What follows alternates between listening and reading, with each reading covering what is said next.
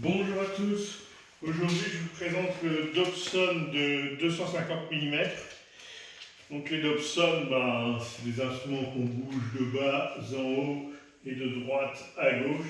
Donc c'est ultra facile d'utilisation. 250 mm, oui, ça commence à faire. Hein. C'est l'idéal pour le ciel profond, après ça va être quand même très performant aussi en planétaire. Ils ont l'air énormes, mais bon, la surface au sol prise par ça, c'est moins que n'importe quel trépied.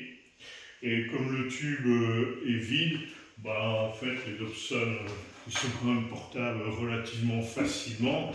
Après ça va pas, ça va être pour faire 10 mètres.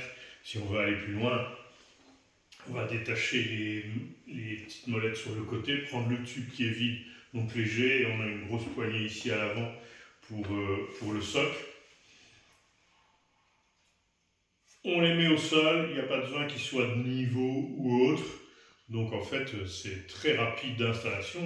On pose le socle au sol, on met le tube dessus, on observe, en 2 minutes c'est fait, évidemment on calibre le chercheur et c'est parti. Alors les Dobson Pearl, c'est exactement les mêmes que les Dobson Skywatcher.